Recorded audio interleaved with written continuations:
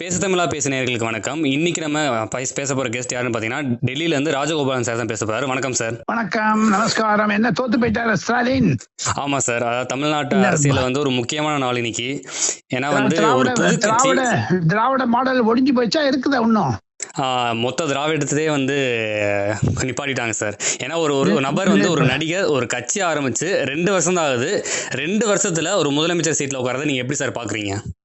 இது ஒரு புது முயற்சி. தமிழகத்தில் இருக்கிற எழுச்சியை தான் பார்க்கிறேன். திராவிட முன்னேற்ற கழகத்துக்கு எதிராக இருக்கக்கூடிய எதிர்ப்பு ஒரு சாகடிச்சாங்க. அதனாலேயே இந்த ஏழை குடும்பங்கள்லாம் விஜய்க்கு ஓட்டு போட்டாங்க. விஜய் ஒரு எதிர்காலத்தினுடைய முதலமைச்சராக பார்த்த ஜனங்கள் 4 கோடி மக்கள் விஜய் மீது நம்பிக்கை வைத்திருக்கிறார்கள். அது திராவிட முன்னேற்ற கழகத்திற்கு ஒரு மாபெரும் இடியாக இருக்கும். திமுக செய்த கிரிமினல் ஆக்ட் என்ன கேட்டீங்கன்னா, சூழ்ச்சி, கரூர், ஜனநாயகன், சங்கீதா, போதாத வரைக்கும் 23ஆம் தேதி ஏப்ரல் மாதம் வாக்குப்பதிவு செய்யும் பொழுது அவர்கள் பஸ் எல்லாம் கேன்சல் பண்ணாங்க. அதை விட குற்றம் வேற எதுவுமே கிடையாதுங்க. அது மேல ஒரு சிபிஐ என்கொயரி போட போறதுன்னு சொல்லிக்கிறாங்க விஜய் ஆட்கள்லாம். ஏன் தெரியுமோ? அதனாலதான் வாக்கு குறைஞ்சது. இன்னும் 10 சீட் எடுத்திருப்பாரு. பூர்ண ஆட்சி வந்து அவருக்கு. எது இருப்பினும் கண்டிப்பாக இது ஒரு தமிழகத்தில் இருக்கக்கூடிய நூதனமான முயற்சி. காங்கிரஸ் ஒழிஞ்சு கொடுத்து பாத்தீங்கல்ல, காங்கிரஸ் இருக்கிறது. அதே மாதிரி தேசிய கட்சியான பாஜக கூட 2 MP தான் நிம்மதியா தான் வந்திருக்காங்க. சோ இது வந்து பெரிய விடுதலை சிறுத்தை கட்சிகள் ஒழிஞ்சு கொடுத்துப்பாங்க. தலித்தை வைத்துக் கொண்டு வியாபாரம் செய்தார்களே, அதெல்லாம் ஒண்ணுமில்லாத ஆயிட்டம் பாருங்க. இதைத்தான் ராஜீவேல் நாகராஜும் சரி, நானும் சரி, பல இடங்களில் பல ஊடகங்களில் சொல்லி வந்தோம். திமுக ஒரு முயற்சி எடுத்து கட்சியை காப்பாற்ற வேண்டும் என்று திமுக வந்து அதிமுக எந்த நிலைமையில இருந்தோ அந்த மாதிரி திமுக போயிட்டு பார்த்துட்டு ஒரு 5 MP என்ன பண்ண போறாங்க தெரிஞ்சு தமிழகத்தில் இருக்கக்கூடிய 39 MPக்கள் ராஜினாமா செய்ய வேண்டும். காரணம் என்று கேட்டால் இது திமுகவிற்கு எதிரான வாக்கு. அவங்க வந்து விஜய் வந்துட்டதால இந்த MP வெளியிட்டு இருக்காங்க. தமிழகத்துக்கு எப்படி வளர்ச்சி வரும்? ஆக மொத்தம் 39 MPக்கள் ராஜினாமா செய்ய திமுகவுக்கு திராணி இருந்தா முதுகலை எலும்பு எடப்பாடி கேட்டாரு. 39 பேர் MP தகுதி கிடையாது. அந்த 4 MLA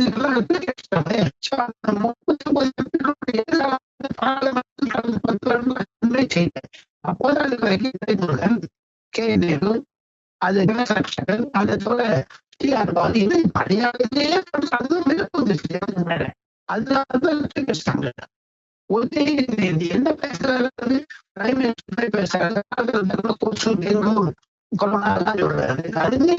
அடுத்து வந்து பக்கத்து மாநிலமான கேரளால வந்து UDF vs LDF, இதுல வந்து பாஜக வந்து 3 தொகுதியில வந்து முன்னிலையில இருக்காங்க. அதை பத்தி உங்களுக்கு கருத்துக்கள் என்ன சார்? அது அங்க பாஜக வளர்ந்து வருகிறது, தமிழகத்திலும் வளர்ந்து வருகிறது. பாஜக அடுத்த தேர்தல் பாருங்கள் அதிகமான சீட்டுகளை பெறுவார்கள். எது இருப்பினும் கேரளத்தில் காங்கிரஸ் வந்தது ஒரு வரவேற்கத்தக்கது. காங்கிரஸ் என்பது பழைய கால கட்சி. அது ராகுல் காந்தினாலேயும் பிரியங்கா காந்தினாலும் வரலாது. அங்க இருக்கக்கூடிய ரமேஷ் சென்னிதலா, KC வேணுகோபால், சசி தரூர் போன்றவருடைய வாக்குகள் தான் பெற்று வந்தார்களே தவிர இவங்களா ஒண்ணும் வந்துடலன்னு தான் நான் நினைக்கிறேங்க. இது ராகுல் காந்திக்கு வெற்றி அல்ல. இதுக்கப்புறம் கேரளா அரசியல் எதை நோக்கி சார் இருக்கும்? கம்யூனிஸ்ட் கம்யூனிஸ்ட் கட்சி இனிமேல் இந்தியாவில இருந்து எடுத்துட்டாங்களே. பெண்ணாரை வச்சு கூட ஸ்டாலின் மாதிரி தோத்து போயிட்டாங்களே. அந்த பிரிவினைவாதத்தை தூண்டக்கூடிய அளவுக்கு கம்யூனிஸ்டும் காங்கிரசும் திமுகவும் இருந்தது. அந்த பிரிவினைவாதத்தை தடுத்தார்கள் பொதுமக்கள். இந்தியாவுடன் இருக்க வேண்டும் என்ற நிலைத்தான் கேரளாவும் கர்நாடக நம்ம தமிழ்நாடும் புதுச்சேரியும் சொல்லி இருக்கக்கூடிய வாக்கு செய்தி.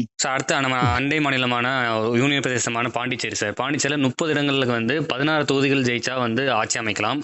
இப்ப NDA வந்து 9 இடங்கள்ல முன்னிலையில இருக்காங்க சார். அதை பத்தி உங்களுக்கு கருத்து?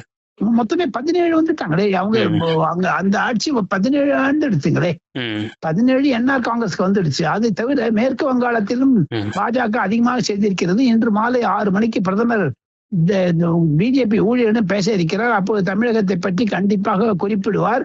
எது இருப்பினும் கேரளம், அஸ்ஸாம், மேற்கு வங்காளம், தமிழ்நாடு, புதுச்சேரி இந்த இடங்களில் எல்லாம் திமுக அழிந்ததுதான் மற்றவர்கள் பேசுகிறார்கள். இது இந்தி கூட்டணிக்கு ஒரு பெரிய தோல்வியாகத்தான் நான் பார்க்கிறேன். உதயநிதி ஜெயித்ததுனால உதயநிதி எதிர்கட்சி ஆவாரா தெரியாது. எது இருந்தாலும் திமுக MPக்கள் ஒழுங்காக கட்டோடு இருப்பார்களா தெரியாது. மூக அழகிரி அவர்களிடம் நான் பேசினேன். அவர் வெளிப்படையாக சொன்னார் திமுக இனி தலை எடுக்காது என்று. சோ அவருடைய கருத்தும் எடுத்துக்கொள்ள வேண்டும் அல்லவா?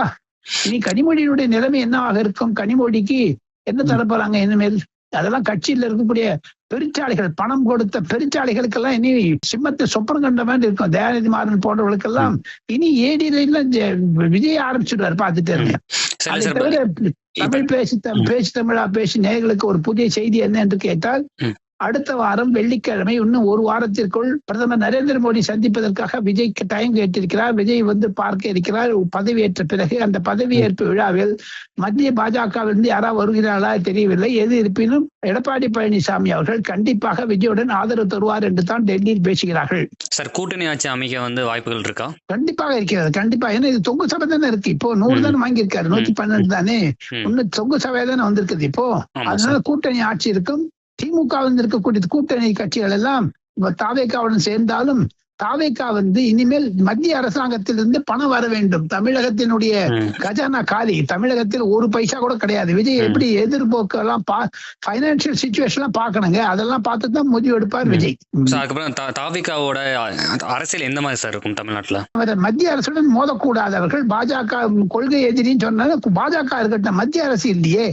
திமுக சொல்லுது மத்தியில் கூட்டாட்சி, மாநிலத்தில் சுயாட்சி என்று. அதை விஜய் ஆதரிக்கிறாரா என்று தெரியவில்லையே. மத்தியிலும் மாநிலத்தில் இரண்டுமே கூட்டாட்சி விட்டதுனால சுயாட்சி இல்லாத போயிடுமே. இதெல்லாம் தான் ஒரு கருத்தில் கொண்ட வேண்டும். விஜய் முடிவு எதிர்ப்பதற்கு முன்னதாக விஜய்க்கு அருகே அரசியல்வாதிகள் யாருமே இல்லை.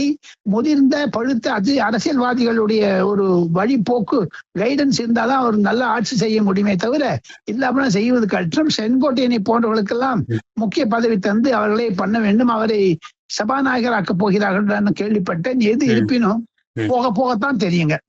சார், திமுகவுடைய எதிர்காலம் எப்படி சார் இருக்கும் இந்த தேர்தலுக்கு பிறகு? திமுகவுடைய எதிர்காலம் அதிமுகவுடன் அவர்கள் கைகோத்து போனாதான் எதிர்கட்சியா மிளற முடியும். இல்லை என்றால் விஜய் அவர்கள் திமுகவை உடைக்க பார்ப்பார். விஜயும் திமுகவும் விஜயை உடைக்க பார்க்கும். இது ஒன்று அரசியல் இனி வரும். தொங்கு சபையா இருந்ததுனால அன்றாட அரசியலுக்கு ஒரு மிகவும் கேள்விக்குறியாகும். எந்த நிமிஷத்தையும் எந்த கட்சி வெளில போயிடுங்கிற ஒரு நிலைமை வந்துடும். விஜய்க்கு நல்ல மெஜாரிட்டி வந்தா கூட அதனுடைய ஃபியூச்சர் இன் ஸ்டேக் தான் நான் நினைக்கிறேங்க. சார், இப்ப எல்லாருமே ஒரு மாற்றம் எதிர்பார்க்காங்க. அதாவது அண்ணா எம்ஜிஆருக்கு பிறகு விஜய் அவர்கள் புதுசாக தமிழ்நாட்டுல ஆட்சி அமைக்க போறாரு. சோ இந்த மாற்றம் தமிழ்நாட்டுக்கு முன்னேற்றமாகுமா இல்ல பின்னேற்றமாகுமா? முன்னேற்றம் தான் வரும். முன்னேற்றம் எதுவா இருந்தாலும் ஒரு சேஞ்ச் இஸ் வெல்கம் சைன் இல்லையா? இனிமேல் இந்த திராவிட மாடல்லாம் போயிடுச்சுங்க. இனிமேல் தனி நாடு அதெல்லாம் போயிடும்.